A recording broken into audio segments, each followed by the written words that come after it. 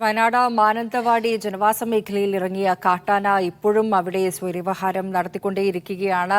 മാനന്തവാടിയിലെ വിവിധ പ്രദേശങ്ങളിലൂടെ സഞ്ചരിച്ച കാട്ടാന മണിക്കൂറുകളായി ഇപ്പോൾ മെഡിക്കൽ കോളേജ് പരിസരത്തുള്ള വാഴത്തോട്ടത്തിലാണുള്ളത്. വാഴത്തോട്ടത്തിൽ നിന്ന് പുറത്തേക്ക് കടക്കുകയും പിന്നീട് തിരികെ വാഴത്തോട്ടത്തിലേക്ക് എത്തുന്ന കാഴ്ചകളുമാണ് നമ്മൾ ഇതിനോടകം കണ്ടത്. ഇപ്പോൾ ആനയെ മയക്കുവെടി വെക്കാനുള്ള ഉത്തരവ് വനം വകുപ്പിന്റെ ഭാഗത്ത് നിന്ന് ഇറക്കിയിരിക്കുന്നു എന്നുള്ളതാണ് ഏറ്റവും പ്രധാനപ്പെട്ട വിവരമെന്ന് പറയുന്നത്.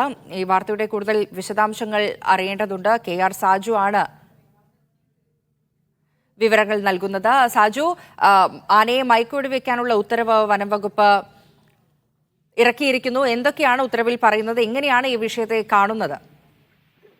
Principal chief forest conservator wild ലൈഫിന്റേതാണ്, ചീഫ് വൈൽഡ് ലൈഫ് വാർഡന്റേതാണ് ഈ ഉത്തരവ് പ്രകാരം വയനാട്ടിൽ ഇറങ്ങിയിരിക്കുന്ന ആനയെ സുരക്ഷിതമായി കുങ്കിയാനകളെ ഉപയോഗിച്ച് കാട്ടിലേക്ക് ഡ്രൈവ് ചെയ്യാൻ ശ്രമിക്കണം. ആയത് വിജയിച്ചില്ലെങ്കിൽ ആനയെ മയക്കുവെടി വെച്ച് പിടികൂടുന്നതിനും അധിക സമ്മർദ്ദം നൽകാതെ എത്രയും വേഗം അതിനെ കർണാടക വനംവകുപ്പ് ഉദ്യോഗസ്ഥരുടെ സാന്നിധ്യത്തിൽ ബന്ദിപ്പൂർ വനമേഖലയിൽ തുറന്നുവിടുന്നതിനും ആണ് ഉത്തരവിൽ പറയുന്ന 1972 വന്യജീവി സംരക്ഷണ നിയമത്തിലെ സെക്ഷൻ 2(1)(a) പ്രകാരം principal chief forest conservator wild life D Jayaprasad അയ്യപ്പത്തിൻ്റെതാണ് ഇതിന് അനുമതി നൽകിക്കൊണ്ട് ഉത്തരവിട്ടിരിക്കുന്നത്. ഈ അനുമതി പ്രകാരം വേണ്ടുന്ന ക്രമീകരണങ്ങൾ Kannur north circle chief forest കൺസർവേറ്ററുടെ മേൽനോട്ടത്തിൽ north Wayanad divisional forest officer സ്വീകരിക്കണമെന്നാണ് ഉത്തരവിൽ വിശദീകരിക്കുന്നത്.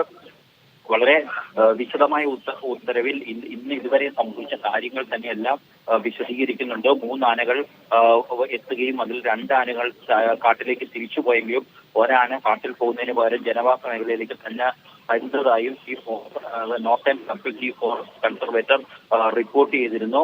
തുടർന്ന് ഇന്ന് നടന്ന മുഴുവൻ കാര്യങ്ങളും വിശദീകരിച്ച ശേഷമാണ് കുങ്കിയാനകളെ ഉപയോഗിച്ചതിനെ കാട്ടിലേക്ക് തന്നെ ഡ്രൈവ് ചെയ്യണമെന്ന് നിർദ്ദേശിക്കുന്നത്. അതിന് കഴിഞ്ഞില്ലെങ്കിൽ മയക്കുവെടി വെച്ച് പിടികൂടി ബന്ദിപ്പൂർ വനമേഖലയിൽ തുറന്നു വിടണമെന്നുമാണ് ഈ ഉത്തരവ് വിശദീകരിക്കുന്നത്. പാരിഷ.